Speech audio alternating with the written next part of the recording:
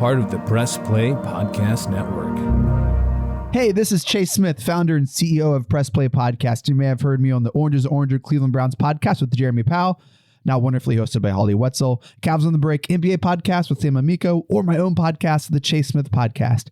I wanted to take a few moments to talk to you about a brand new subscription-based podcast we're offering this football season, the Press Play Sports Podcast. This premium podcast feed will send all of the sports podcasts offered on the Press Play Podcast Network to one central feed. Yes, you can still follow and subscribe to all of our individual shows for free on every podcast platform. But if you wanted to consolidate your podcast feed and listen to them all in one location, the Press Play Sports Podcast is for you. I'm talking the Oranges and Oranger Browns podcast with Holly Wetzel and Jeremy Powell, Red Guy and Rhoda, Sable Brothers on the Baseline, Cavs on the Break, the Dennis Maniloff Show, the Ball Card Show, the Premium Fantasy Podcast, a Swing in a Tribe MLB podcast, and the Tim and Shipe Show, a college football podcast, all in one feed. All 9 of our sports shows curated into one single podcast feed. Out the door, you're looking at $5.36 a month after tax. That's $5.36, just about the cost of a drink at Starbucks. And this is only offered on Apple Podcasts. You can't get this anywhere else. It's an Apple Podcast exclusive. Just go to the search bar and search Press Play Sports. It'll come up and you can subscribe from there.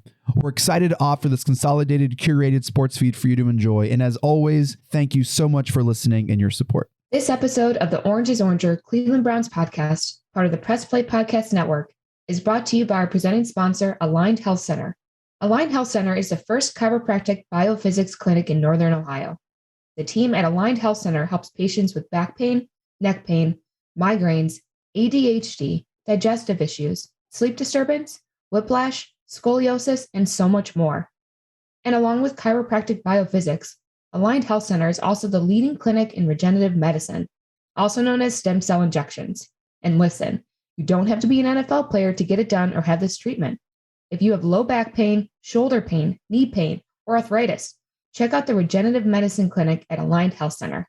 Come in for a free consultation complete with imaging and x-rays to see how Aligned Health Center can help you. No multiple shots are needed, and it's complete with physical therapy built into the process, so there's no downtime. And look, it gets even better. Aligned Health Center doesn't charge people for x-rays or exams, and they don't bill you later. They let you know right away the cost. They are upfront and transparent. They are number one for a reason.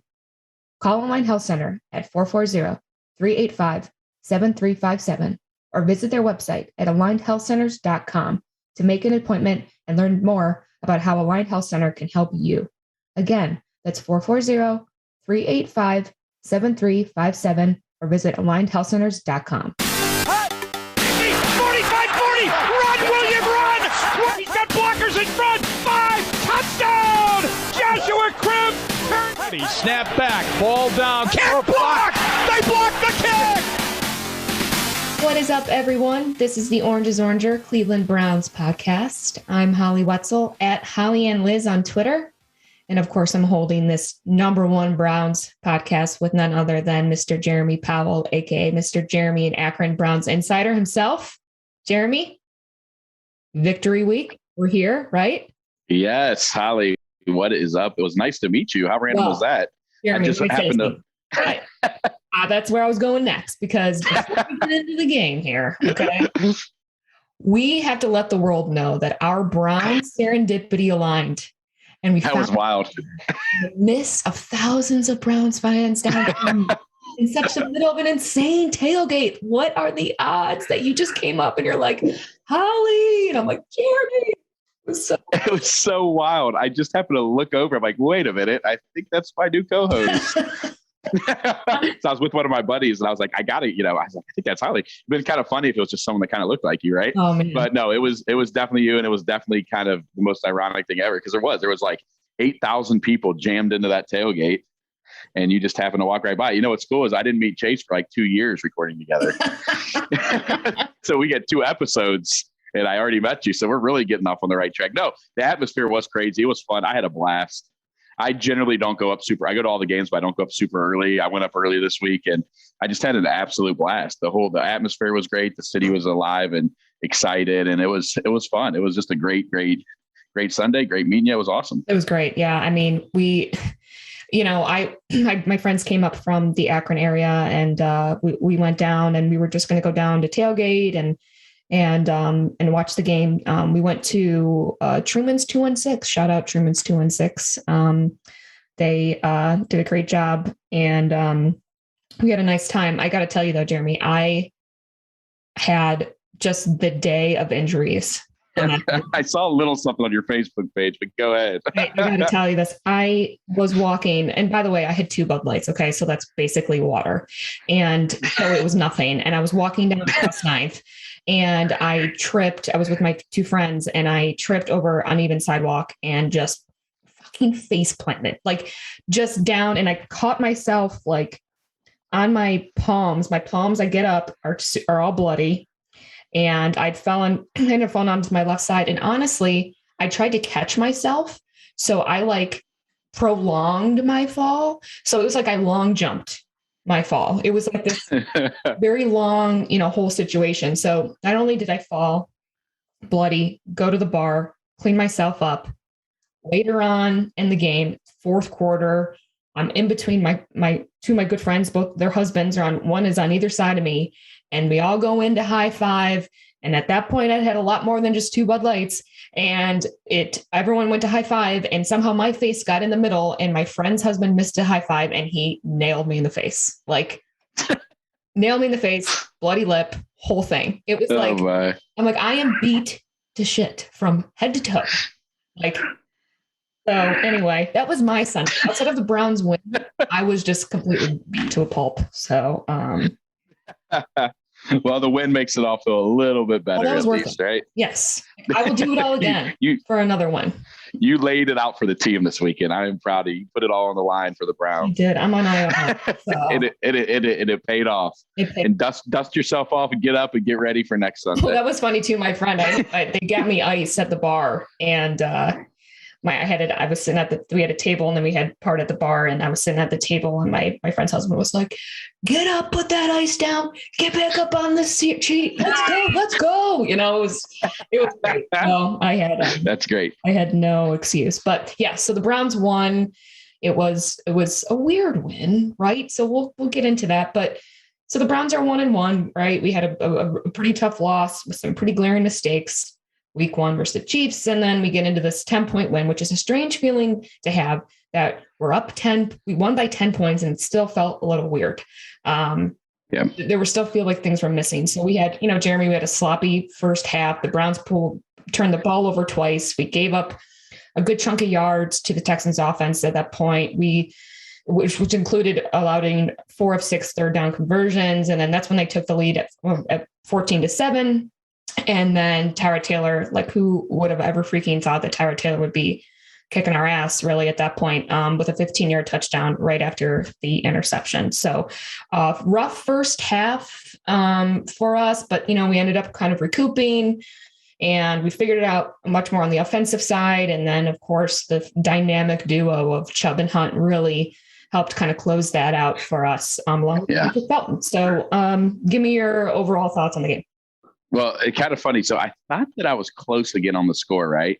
So I went back and I listened to the last 7 minutes of our show last week, and I actually said 35-21.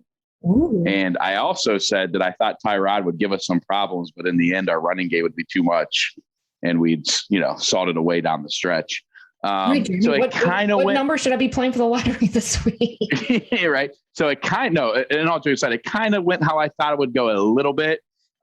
I just thought that, it seems like quarterbacks who can run a little bit always give us problems, right? Mm-hmm. I just had this feeling that Tyrod was going to give us a little more than maybe we thought he would. But again, our running game is so good. And actually, I was actually a little disappointed. Chubb only got 11 carries. It was 11 carries for 95 yards. I think Hunt got 13 carries for 55-ish yards, somewhere in that neighborhood.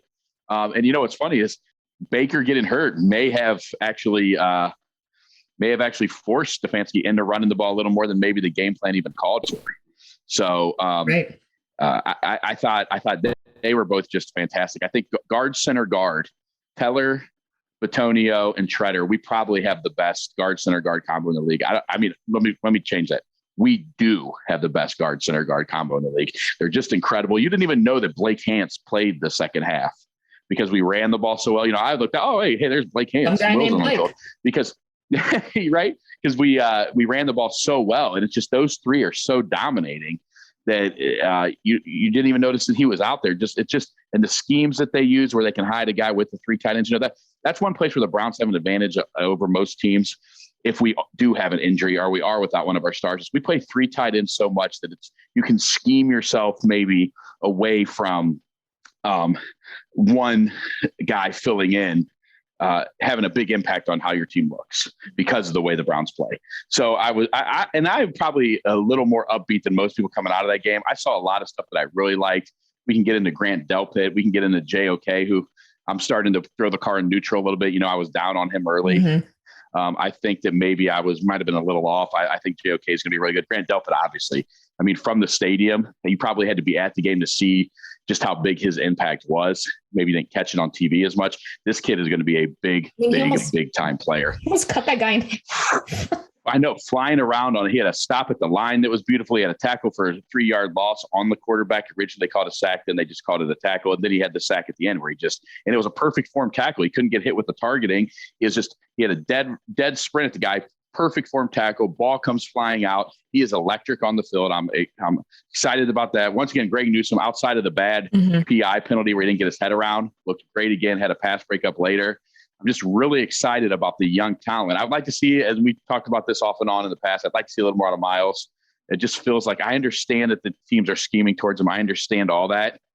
It just feels like he should have a little bit more of an impact on the game, especially being, one of the highest paid defensive players in the league. Right. I know I'm nitpicking there. I understand that. I don't think you are. I think that's a legitimate, that you're certainly not the only one feeling that way. I think he was the MVP for us last year. Every game it was insane. So.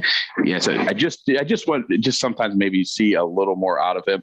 And obviously it's going to take a little time for this defense to gel. We had 7 new starters, young guys, like I said, like Grant Duff. But I think by the end of the year, this defense is going to be, if we stay healthy, obviously that's always the caveat, right, in the NFL. But if we stay healthy, I think this defense has a chance to be really, really good. And the talent and the pieces are there. And the offense, I actually heard someone on the postgame show. I wanted to throw something through my radio. They said, our offense just isn't that good. I'm not impressed with the offense. It's like the Browns are averaging 30 points a game through 2 games. If you score 30 points a game, you're a top 5 offense in the league every year. Like 30 points a game is great. 30 points a game wins you games. Right. The Browns offense is in no way a problem. And like I said earlier, we are missing $30 million worth of receivers. That's a third of our freaking salary cap, right? Not playing. Right. So the fact that we can move the ball almost at will, run the ball, and that's 2 weeks in a row. But outside of the Chubb fumble, we've ran the ball at will the first 2 weeks of the season. Mm-hmm. And if we have to run it earlier starting out than we do this year, then that's okay. Like that's why we have it. That's why we have these things in place. So yeah, exactly. Great offensive line, great running backs, timely passing plays. And look how wide it was. Baker was 19 for 21, completed almost 90% of his passes. The interception was really Schwartz's fault. He cut off his route. The only other one looked like a miss, or he ran the wrong route as well. Actually, the only other incompletion. It's amazing just because, everybody says the reason the Browns are so effective offensively is because you cannot tell the difference between their pass plays and their runs plays, especially when they're 3 tight end sets. Mm-hmm. And you could see that because Hooper, Bryant, they were so wide open all the time. Yeah. It was easy pickings, and that's why, because when your running game is that good, when you disguise your sets that well, it's almost impossible to stop. And you could see it was pitch and catch for Baker. We were running the ball at 6, 7, 8. What did Chubb average 10 yards a carry? It's a thing of beauty. And I think that, and I'll never, in Stefanski we trust, right? Stefanski was the first person in the last 20 years to get 67,500 people into the stadium by 1:00. Because he said the day before, be in the stadium by 1. That stadium was full at 1:00. And I went to 100 home games in the last decade and 15 years, and I've never seen that many people in the game by 1:00.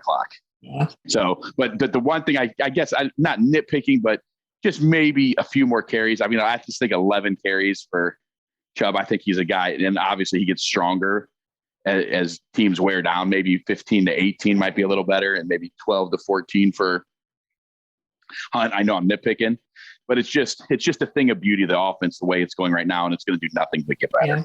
And I want to stay with the offense for a little bit, because I do, you mentioned some Baker stats, and I really want to brag about him, quite frankly, because he's been, he never gets enough credit. And I have been one of those people that have definitely given him a lot of criticism over the years. I wanted him when we drafted him. But at this point now, I mean, he's 2 weeks into the season.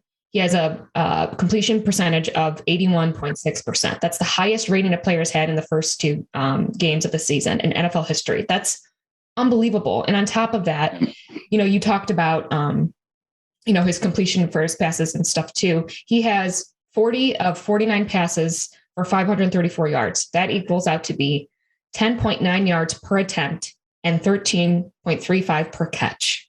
Like, that's laser status. Like, he's been fantastic. He's been incredibly accurate.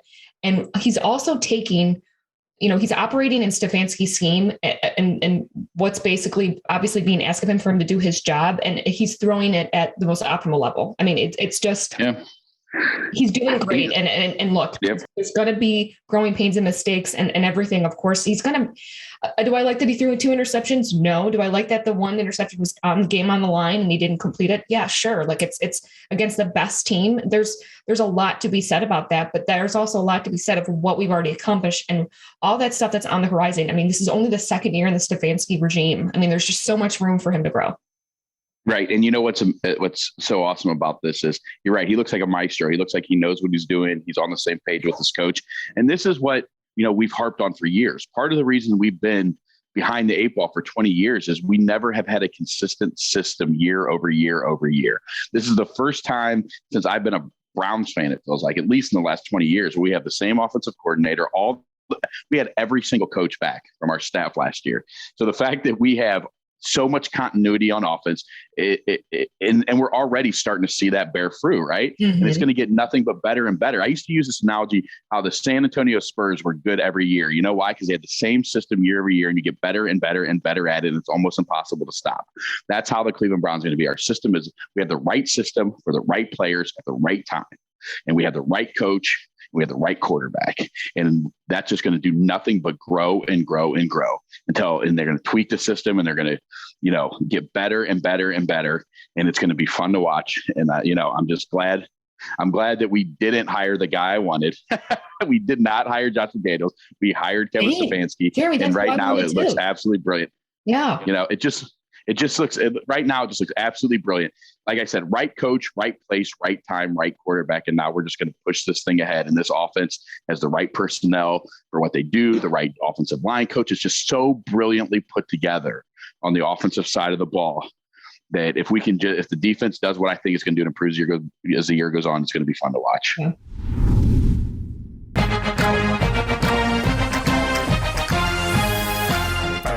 Hey, it's Tito, host of the Premier Fantasy Podcast. Get all the news and analysis you need to dominate your fantasy league. I've been doing this as long as anybody in the business. I can help give you the edge in your leagues. It's the Premier Fantasy Podcast, part of the Press Play Podcast Network. For the Dennis Maniloff Show, I'll tap into my 40-plus years of following Cleveland sports and 30-plus years of writing and talking about them, so as to bring you informed opinions and analysis of your favorite players and teams. I also will monitor the national sports scene and, when warranted, step out of the toy department and into the real world. And I'll always be on the lookout for special guests. By all means, join us. Hi, this is Maria Gincola with Mindful MMJ Ohio. Did you know that medical marijuana has been legal in Ohio since 2016? If you have one of 25 qualifying medical conditions, you can obtain your medical marijuana card today. The most common conditions are chronic pain, including migraines and back or joint pain, PTSD, fibromyalgia, spinal cord disease or injury, and cancer. If you or someone you know is interested in learning more or to find out if you qualify, visit mindfulmmjohio.com and fill out the short pre-qualification form.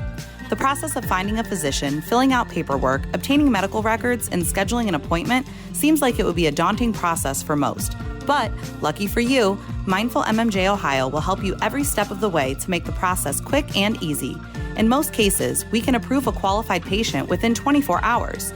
And the visit is virtual, so you don't even have to leave home. So what are you waiting for? Visit mindfulmmjohio.com today. That's mindfulmmjohio.com. Let us help you be more mindful of your health and find a natural way to find relief from your symptoms. Hey everybody, it's Sam Amico from Cavs on the Break NBA podcast. Be sure to give us a listen for all your Cleveland Cavaliers recaps, analysis, breakdowns, draft talk, free agency. The list goes on and on. Give us a listen, Cavs on the Break NBA podcast. Hey, it's JD from the Hyman Podcast. I created this podcast to have hard conversations. Conversations that make us human but are also wildly uncomfortable. Conversations that help give voice to the voiceless and to the marginalized. Now you can listen to the entire first season on Apple Podcasts, Spotify, or wherever you get your podcasts from. Consider this your personal invitation to join the conversation. This is Mike Voorhees, co-host of the Swingin' a Tribe MLB podcast. If you love Cleveland Indians baseball, then this is the pod for you. We've got you covered each week as we talk about all the games, breaking news, trades, the roster, all things Tribe. You're going to love it. Go Tribe. Want to hear more about your favorite TV shows and movies that are on countless streaming services? Then listen to Up Next with your new favorite hosts, me, Kristen Aviles, and me, Christina Walter. Every other week, we'll highlight one genre, but 2 movies or TV shows, one old and one new. We'll let you know what's hot and what's not from your favorite or least favorite streaming services. And be sure to stay tuned to the end of each episode where we shout out an artist whose name you should know for their talent in the industry. So follow us to stay up to date with your favorite hosts from Up Next, a part of the Press Play Podcast Network. And staying with the offense, I want to ask you, the Landry news is tough. It's not terrible, but it's not great. No. And I didn't think 3 weeks, right? That's a tough one to swallow. So who are your, next man up here? I mean, well, I think next man up is going to be Odell Beckham Jr. I think Odell's playing. I mean, it's so funny. I was going to ask you about him next, so we can. Yeah, well, and I heard some of this on local radio today. The breadcrumbs all out there. Odell posting cryptic tweets. Does any city have more read into cryptic tweets than Cleveland and cryptic, social media posts? We've been following we've been following breadcrumbs since the Cavs taking their private jet down to meet LeBron in Miami, right? That's our thing, reading between the lines, and we're damn good at it. But yes, Odell Beckham Jr. I think is going to play. So, yes, it sucks to lose Jarvis, and he's such a leader, and you feel bad because, the only game he missed in his entire career was that stupid Jets games last year with the stupid, standing by the hot tub too close together or whatever the hell it was. but the only time he had not played the game his entire career. So yes, you feel for Jarvis, and he's such a leader, but if they do get Odell back, I think that'll soften that blow. You have Rashard Higgins, who, for whatever reason, coaches just do not like Rashard, but all he does when he gets in the game and actually plays is make catches and convert third downs and make plays. And then you have DPJ, who had a unfortunate break on the fumble, but he can play. So, and then we use the 3 tight ends, 2 running backs. Now you got Demetric Felton. It's just weapon after weapon after weapon. And so I think they'll be fine. I do really hope that Odell does play, because I think he will add the element that we've been missing a little bit with another guy who can take the top off the defense and yet still can be a possession receiver. So, but yes, I do think Odell's going to play, and I think it'll soften the blow. And I think, I've heard people talking today that it's probably going to be a 3 to maybe 4 week injury. And that Jarvis Landry will do whatever it takes to get back on the field. Oh yeah, for sure. As quickly as possible. So I want to go back to OBJ because, so you believe he's going to play. It's been such a weird thing out of Berea with him. Yeah. I agree with that. It's really strange. We're getting weird mixed messages of, he's not playing. He's not ready at all. Well, he might play a couple snaps. Well, he's playing this. He's ready to go this Sunday. Well, last minute he's not. All right, next week it's Wednesday. He's out. We're finding out days before that he's out. Now it's well, we think he might play this week. It's something's weird. I don't know what it is. But I think it was more a problem. I think what happened the first week, Holly, I think they thought he was playing. The Browns did. And I think they game planned for that. And then when he decided he couldn't go a full load, you can only play, whatever 30 plays or whatever he had decided, they weren't happy with that. And so the next week they said, look, if you don't think you can play, on an unlimited basis where we don't have to put you on a play count, we're just going to sit you out one more week. I think that was the plan. Now I think he's ready to go. And I think you'll see him, maybe still on a slight pitch count, but I think you'll see him play. And I think you'll see him play, most of the game. We'll see. I could be completely wrong. That's just what I think. Well, yeah, I mean, because it's kind of a mixed bag. It's like, all right, You're okay with him. I'm okay with him being on a pitch count, right? If he's out there and he's getting certain reps, and at least he's, especially with Jarvis now out, then yeah, like that would, I'm okay with that. If it's, of course I want him to play all game. Of course I want him to be 100% healthy. I also don't want him to push anything. It's been a weird mixed bag. Yeah, I agree with that. Of what his status really is. So no, of course I would love to see him. It's about time. I want to wear my OBJ AF shirt and try to get kicked out of Brown Stadium again. I mean, I'm here for it. So, all right, switching gears a little bit. Jeremy, what in the world was that Cully punt decision situation? That was the strangest thing. So we were talking about the game. Like, what are you thinking? So you decline the penalty, you accept the penalty to punt. It doesn't make any sense. Yes. Either you have 3rd and 10 or 4th and 1. So you thought, okay, 4th and 1, they're going to go for it. Then they punt. So you don't trust your team. It doesn't make any sense. It doesn't make any sense. And even there's no analytical explanation. Analytics aside, anything. There's no explanation for declining the penalty to punt. It doesn't make any sense. It makes no sense. And he says, quote, we felt like that at that point, we felt like we could have a chance to be able to get better field position to hold them. Cully said, we didn't make it. We didn't get it. Yeah, I'm not buying that. Down again, then punted, a reporter asked. He said, we could have done that. And looking at it again, that situation and see what I would do the next time. He should have just owned it. He should have just owned it and said, yeah, I screwed up. Next question. It's a difference of 8 yards if he did accept that penalty. Like it's not mind-boggling. That was weird. That was something. That reminded me of something that we would have done a few years ago. I was just going to say that was a Brownsian thing right there. 100%. Let me ask you one more question with the text, sure, and then we'll get into the defense part. But do we still win that game if Tyrod doesn't leave? Yes, I'm going to say yes, because I think our running game still would have taken over in the second half. So yes, I'm going to say we do, but it probably would have came right down to the end.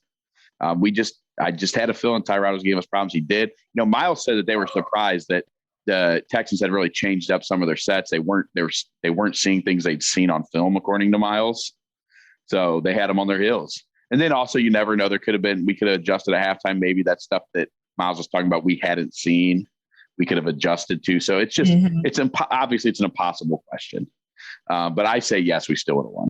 Yeah. No, I think we would have too, but I would have been very close or would have been right on the line. I didn't like it. And again, it's not so much how well maybe, Tyrod was performing too, but it was also the fact that we weren't able to stop him. And it was just so that goes into the defense. I mean, I don't think it's a big surprise, right? We lacked on the defensive side this week. We gave up some major yardage and time. We left a lot of unanswered 3rd down conversions.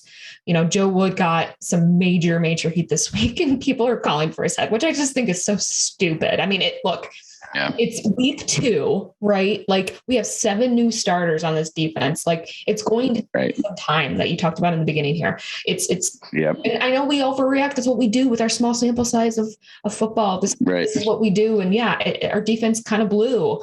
But this is not going to be a continuing situation. And if it is, guess what? He will be out because Stefanski will make sure that he's going to have the right person in place if this is not him. So exactly. No, I agree with everything you just said. So, wow. No, nothing else. Wow, Jeremy, I must have really wild. You nailed it. No, you nailed it. You're right. Yeah, you did. No, but that's I was actually thinking about that earlier today. Like, look, Stefanski's a head coach, but essentially he's also really the offensive coordinator. It's his offense. If Joe Woods doesn't perform, you're right, he's out. They'll bring somebody else in. But it's pointless to talk about right now. We're 2 weeks in. It's silly to call for his head. Give this 6 to 8 weeks. Look at last year. The offense didn't start clicking until week 7, right? It takes a little time. We got a bunch of new starters. Like I said earlier, the talent is there. Grant Delpit is a player. I'm telling you right now. Oh, yeah. Grant Delpit is probably our Tyrod Matthew. He's our honey badger. He is a player. He's going to be able to do all kinds of things.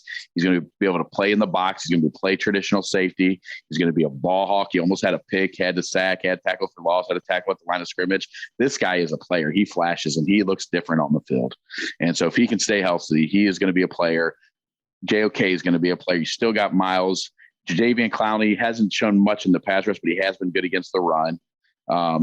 It's once you get Anthony Walker Jr. back, it's looking promising. It's just going to take a little bit of time. Yes, it's going to take a little bit of time for sure. And so looking forward to this weekend here. We have the Bears. It's sounding like Justin Fields is at this point, as we record, sounding like Justin Fields is going to be the quarterback, which, he's a running quarterback. There's, you're going to give us some problems. Yeah. I think he'll give us some problems. I do. I mean, we'll probably be able to confuse him with some stuff that he's never seen in the back end of the secondary, but he will give us problems. He's a young athletic guy who can make plays with his feet. Look, he sealed the game this week with a 12-yard run on 3rd and 9. So, he's going to give us issues. They got some good players in that team. Allen Robinson. They got David Montgomery at running back. Marquise Goodwin's on that team. Their defense, they might have the best linebacker group in the league. They got, Khalil Mack, Roquan Smith, Alex Ogletree, Robert Quinn. This is a dangerous team. This is not an easy win. But one thing I am excited about this game is to see, and I think the Browns now are to a level on offense where it doesn't really matter who they're playing. I think they're playing more against themselves and their execution. I think that the Browns can move the ball on anybody in the league, and that'll be put up to the test this week because this is as good a front seven as there is in the NFL. Yeah, I think Akeem Hicks is an absolute stud. This is as good a front seven as there is. So it'll be a great test. It'll be a fun week. Yeah, no, I agree. I think you're right. We can tend to be our own worst enemy, and if we can work out those kinks, which we are slowly and still manage to get. Look, I'll take that W of 10 points last week, hands down, even though it was ugly at times. But we got it done. So look, it's the NFL. It's hard to win. Did you hear Matt Nagy's speech after that game with Cincinnati? It was a great hit. He actually gave a great speech. But that's what he said. It's hard to win a game in the NFL. Everybody is getting paid. We got into this a little bit last week. The Texans roster is not awful. The Texans roster has a bunch of good players. Yes. When we tore it down, and you had a bunch of guys who'd never played in the league playing, right? Houston has a bunch of guys on short-term deals that can really still play that are best. There are a lot of good players on that team. It's tough to win in the NFL, and especially when you're playing against seasoned vets who are hungry and coming off a win, right? So a win is a win. Anybody who was upset or felt bad after that game, I'll be honest, I'll be blunt, I think you're a moron. It's okay to have concerns about parts of the game, but to be upset and think it's not a legit win when everybody on both teams gets paid. There's millionaires all over that field. They got paid millions of dollars for playing that game on both sides of the ball. So any win in the NFL, in my opinion, is a good one. Yeah, no, for sure. I mean, look, it's the ceiling from top to bottom, from the best to worst team is really not that high. People just don't get it. Yep. It's these men are elite, and they are such a rare, they're unicorns. Right. So no, absolutely. Every one of them. You're talking about how many people earn a living playing in the NFL. 53. You have 1,500 people. These are the 1,500 best out of the 7.8 billion people on this earth. These are the best, 1,500 people at what they do. And so anytime you go out and win a game in the NFL, it's a good one. Yeah. And with that being said, they better fucking win on Sunday. Right. But it will be, you know what? And I'm serious about that. I honestly believe the Bears have the best front seven in the league. Oh, look, so it'll be a heck of a test. It'll be good. I'm glad we're home. I'm excited. I think it's going to be a great test. It's going to be, a really fun watch, and definitely very tense probably throughout the whole game. So, the Browns are what I think is that last time I checked was like -7. I was going to get, I hadn't looked. I was going to guess 6.5, somewhere in that range. So, yeah, that's probably about right. So Well, it'll be interesting. I'm pumped. I'll take the ugly win. I'll take all the injuries I suffered. I'll take Jeremy and I meeting in person, this true serendipity of the Browns bringing us together. So with all of that being said, I'm super pumped for week 3, and we'll be back next week breaking down hopefully a Browns win. So, well, do you have a prediction? Do you have a score you want to throw out there, since we've been pretty good so far at scores? I mean, do you have a guesstimate here? I mean, I think they are too. I think it'll be a little more of a grind them out type game. You'll see the normal, if Justin Fields does play, which I fully expect him to play, I think you'll see he'll make a couple big mistakes. It's just the nature of your first start in the NFL, especially on the road. It'll be a hostile environment. It'll be loud. It'll be rowdy. I'm sure Justin will get a nice ovation, being a Buckeye early, but that'll fade quick. But I think the Browns, I think you're looking at more of a 27-10, 27-14 type thing. I think Browns win by, I'm going to say 13. I say they cover. They win. I'm going to say 27-14 is going to be my prediction. There'll be, and I think it will follow kind of the Browns script. I think it'll be close early. I think you'll see the Browns the last 6 to 8 minutes of the game, control the ball, control the clock, be able to run even on that tough front 7 of the Bears. Just when you get pounded on by guys like Teller, Bitonio, Shredder, and then, the two-headed monster at running back, it's just tough. It's tough. This is why there's a reason that the Browns look like this every week, why they're able to run the ball so effectively. Like Nick Chubb, I think Nick Chubb, I got to double check the stat. I think he might be have the best yard per carry in the fourth quarter in NFL history right now in his career. I think his yards per carry in the fourth quarter is something like 9 yards a carry. And it's not an accident. It's, it's schematic, and it's Nick Chubb. And when you're getting beat on by them 2 battering rams of a running back and that line all game long, that's what happens. No matter how good a front you have, right, you just get worn down.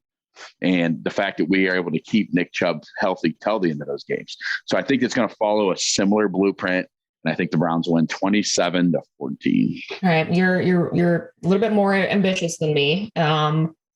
I'm going to say 31-24. I think the Browns win and they get it done, but it's going to come down to a touchdown, I think. I hope that you're right over me being right. I would love to be up there at the stadium watching the Browns march down the field and close out the clock. And I'm assuming we're going with a nice. Oh yeah, like I said, I haven't missed a home game in years. I don't know when it's going to happen when I have to miss one, but hopefully not this year, and hopefully even maybe a playoff game. Yeah, man, you said it. Your lips, God's ears. Awesome. Good. You're right. Let's go. All right. Well, that is it for us this week. We will be back next week, like I said, breaking down hopefully a Browns win. Let's go. Orange's Oranger podcast, part of the Press Play Podcast Network. Follow us on Twitter at Orange's Oranger, at Press Play Pods, and find out more about our network. Check out pressplaypodcast.com and make sure you hit that subscribe button. And also find out how you yourself can also host a show on Press Play Podcast. So, Holly, let me say this. Yeah. Could there possibly be a better network for local sports than this podcast network?